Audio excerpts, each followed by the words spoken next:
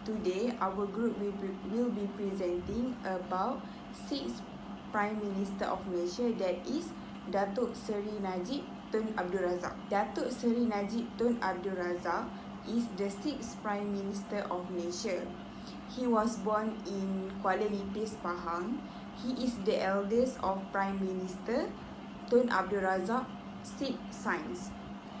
He became the 6th Prime Minister of Malaysia on 3rd April 2009. He became Prime Minister of Malaysia for 9 years, which is from year 2009 until 2018. During his premiership, there are many policies that been developed for the purpose of development and modernization of Malaysia in many aspects. National Transformations 2050 or TN50 is a national development initiative through the years 2020 to 2050. This initiative is driven by a clear 10 years goals and targets, which are being developed via an inclusive and consultative process.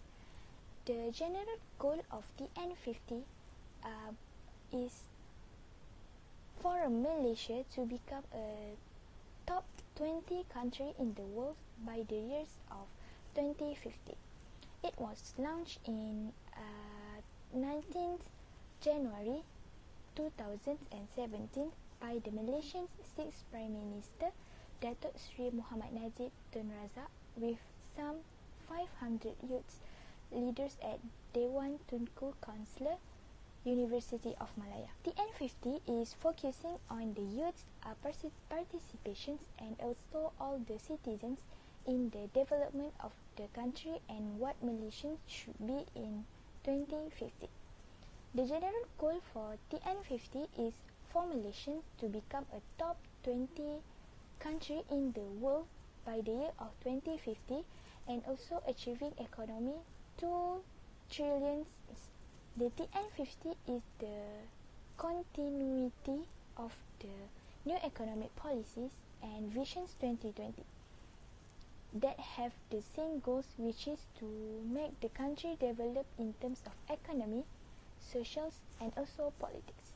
National Transformations 2050 is a joint venture or efforts between the government and also the citizens to shape the country together. The involvement of the citizen in the administrations of the country is really important, as Malaysia is implementing the parliamentary democracy where the voice of the people are really matter. The N50 is implementing that things or called as bottom-up approach, where voice of people is part of the country development, especially the voice of the youth as the future leader. There are many factors that lead to the needs to the establishment of the National Transformations 2050. Among that are larger populations, longer life expectancy, shift in jobs and trainings, mega urbanizations, climate change, economic power shift, fast growth of Islam, and also the advancements in science and technology. All these factors, or we call as mega trends, need an actions to overcome because it will affect the development of the country.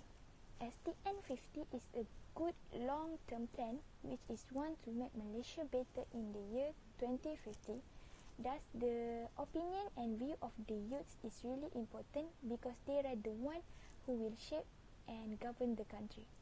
If they see how the country can be developed from now, it is easy for them in the future where they will know what they should do to make the country become top 20 country in the world by the year 2050 and achieving the goals of National Transformation 2050.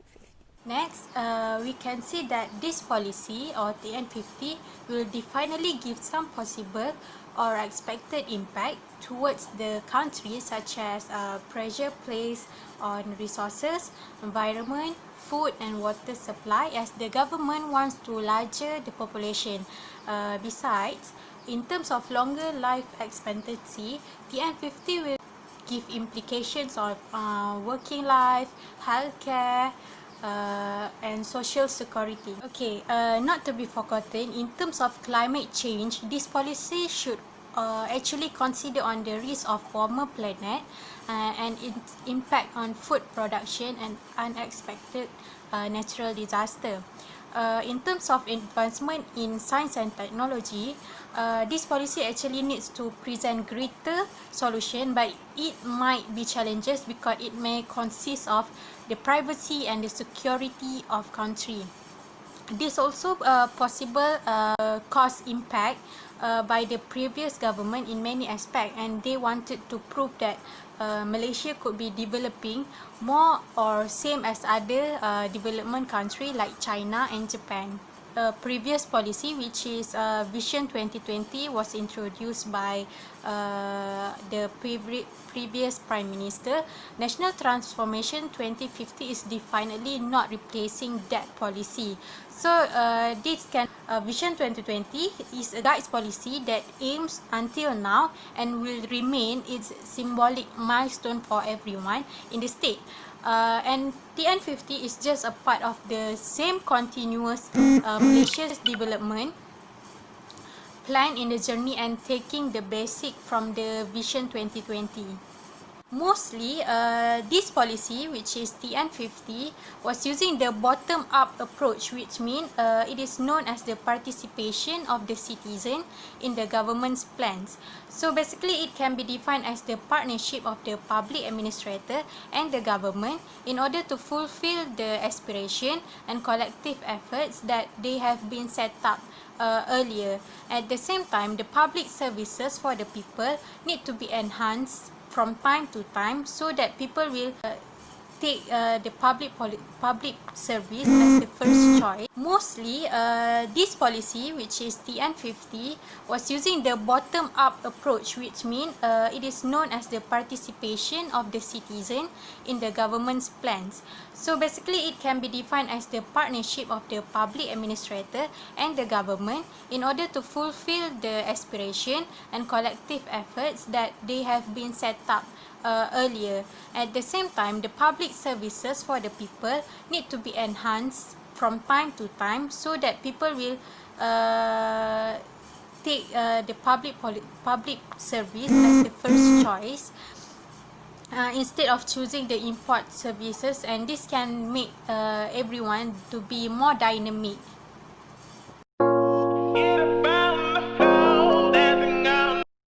Next, we move to key performance indicator that has been introduced by Dato Seri Mohd Najib Tun Razak. Key performance indicator act as an instrument to ensure the effectiveness and the efficiency of the government administration.